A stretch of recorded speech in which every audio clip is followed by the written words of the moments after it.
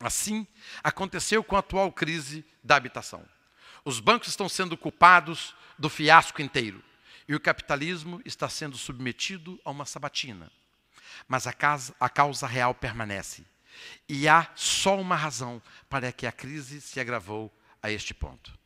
A causa está no intervencionismo, como ensinou Fomices nos anos 20 do século passado.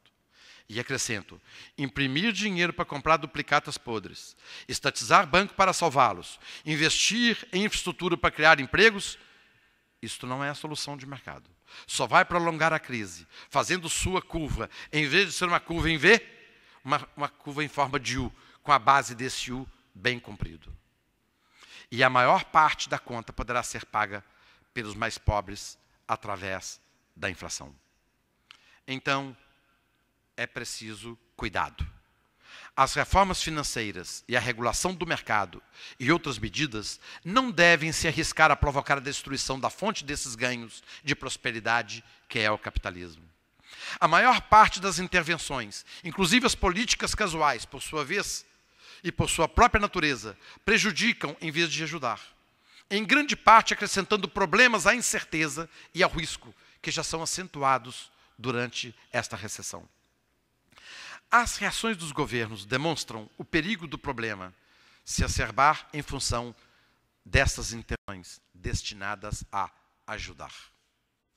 As intervenções do Tesouro dos Estados Unidos nos mercados financeiros, de trilhões e trilhões de dólares, acrescentaram mais incertezas e reduziram a velocidade de resposta do mercado, que ajudariam a estabilizar e recapitalizar o sistema.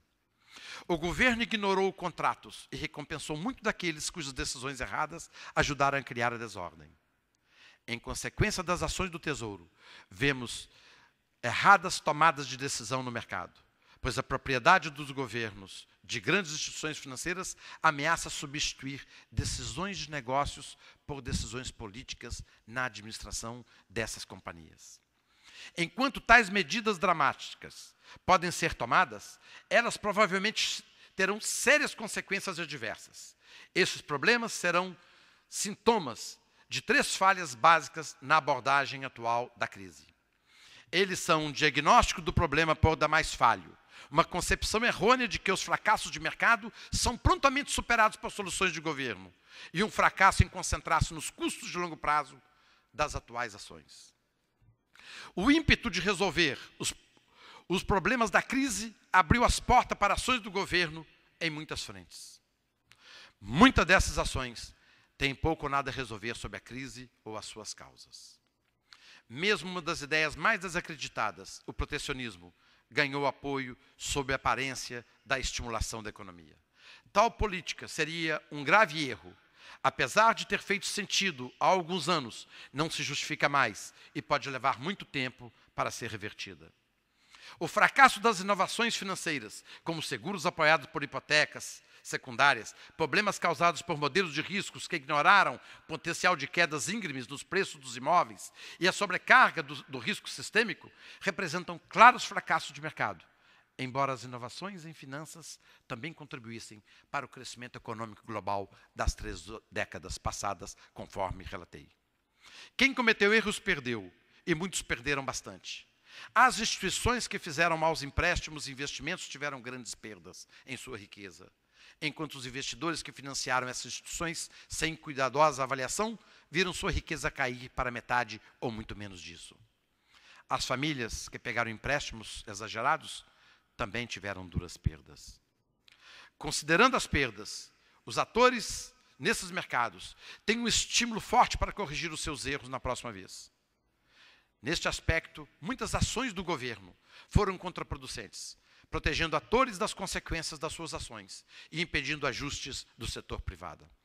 As incertezas da confusa política do Tesouro sobre o capital bancário e a estrutura da propriedade, a vontade do governo de modificar contratos de hipoteca e de dívidas unilateralmente, a natureza incerta da futura regulação e a ajuda de subsídios impedem a maior recapitalização privada.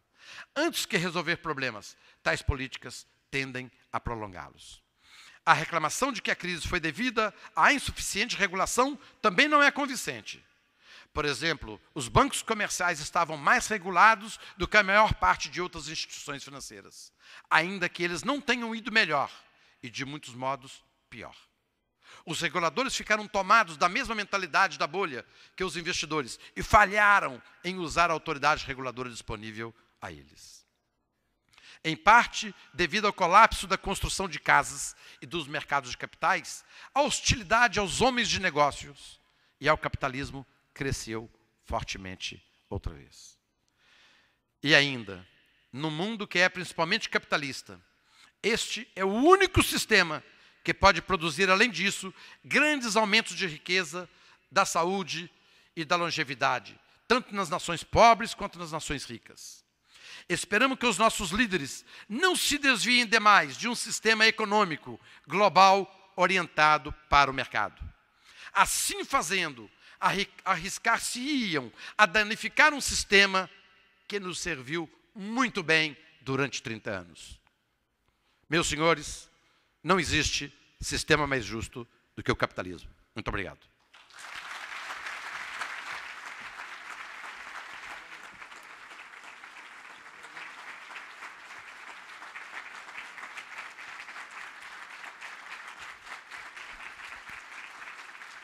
Salim, muito obrigado.